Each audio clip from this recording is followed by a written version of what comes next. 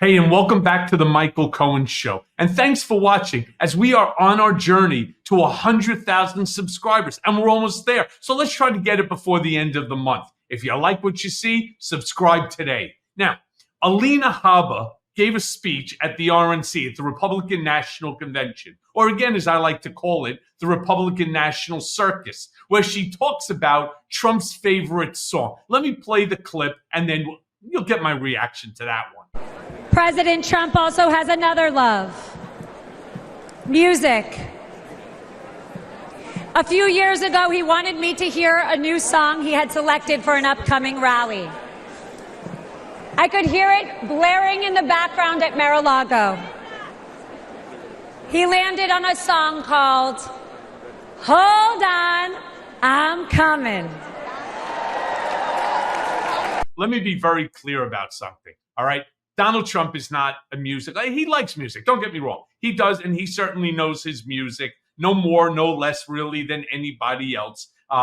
He's not a musician or anything like that. Alina Habba tries to paint him in the best possible light that anybody could possibly paint him. I have no idea all of a sudden, she is what now? The secretary of everything? She took over Jared Kushner's job. So there she is at Mar-a-Lago, sitting down, and he had to get, of course, not only her approval, but had to get her sort of take on what about this song. Hold on, I'm coming. I mean, talk about what do you think was going through the minds of every single person in that audience when she turned around and said this ridiculous thing? I mean, not only is she just ridiculous across the board, the thing I like the most is she's like that Barbie doll that the hair just grows. One day her hair is neck waist, it's like neck high. The next it's down to the middle of her back. She is truly she's a very interesting person, to say the least. Now, that's not the end of the stupid rant on this Republican National Circus, especially. That was definitely not going to be the end to Alina Habba. Give her a microphone and there is no stopping her from speaking. So she then talks about Trump's legacy and the need of the left to try to bulldoze that legacy. Let me play that clip and then get my reaction to that.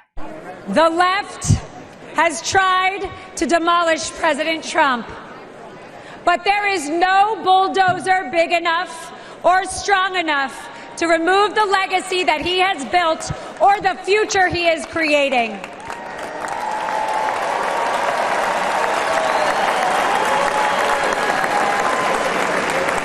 I think she's really trying to say the future he is intending on creating. And it's a future that is predicated around Project 2025. Remember we talked about that 980 some odd page manifesto for the complete destruction and demolition of our democratic norms? Yeah, you would need a pretty big fucking bulldozer to get rid of that. But what is she babbling about in terms of Donald Trump's legacy? Are we talking about bulldozing the dozen bankruptcies, the 2 impeachments, the 4 indictments, the 34 criminal convictions, the $500 million criminal civil fraud? Are we talking about the rape allegations in charge? What are we talking about here?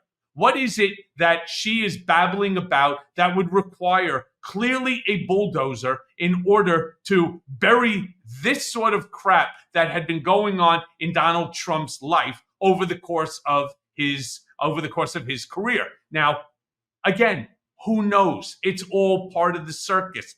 These are buzzwords that Alina Habba has learned over the course of her 2.5, 3 years of representing Donald. And she knows the things that he wants to hear. It's his legacy that you got to bulldoze. It's using all of these terms, these sort of terms of strength, because she knows that's what he wants to hear. And every single person during this Republican National Circus, they were playing to a party of one. That's not the intention or what the RNC, what the convention is supposed to be about. It's supposed to be about policy. What are we talking about policy here? She's not even talking, not only is she not talking about policy, she doesn't talk about anything that he accomplished in his 4 years. She uses a very broad term called legacy. Well, what is that legacy, right? I'm still trying to figure it out myself. It just doesn't make any sense. But then again, wait, there's more. I feel like this is an infomercial. Soon we're going to be giving away knives, if you act now. There's another clip where Alina Habba goes off, which she's so good at doing, on all the sham indictments that Donald has been dealing with over the course of the last few years. Let's go to that clip, and then again, you're going to get my reaction. Sham indictments and baseless allegations will not deter us, because the only crime President Trump has committed is loving America.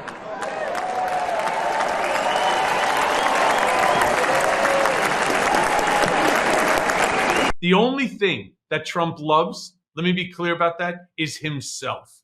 All right. And talking about sham indictments, no. And also, what I also like is it's not going to deter us. I didn't know that there are a couple now. Interesting, right? But what bothered me more than anything about this, it's not sham indictments. All right. For example, I was involved in litigation, again, as a non-party subpoenaed witness in a case called Galizia. And Alina Habba represented Trump, and they lost that case. That was a case of Donald Trump had his bodyguard go out and take a sign away from this guy and violated his First Amendment rights because they were picketing in front of the building. It paid that family money for the actions. All right. She lost that case as well. But it gets even more. All right. She also represented him in the New York Attorney General case. And you all know how that turned out. That one turned out to over $400 million, which is growing on a daily basis at a statutory New York interest rate of 9%. They're over $500 million to date. In fact, as a direct result of her wonderful representation of dear old Donald, there's now Barbara Jones, who is a receiver that is handling the entire Trump organization because they want to ensure that additional fraud is not going to be committed. That is not a sham.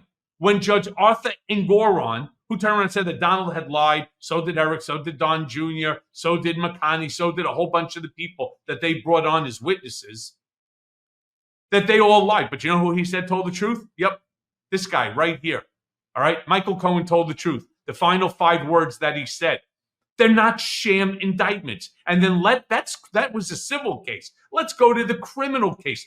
12 jurors, independent jurors from all around New York, ended up as the jury in that specific criminal case of 34 counts.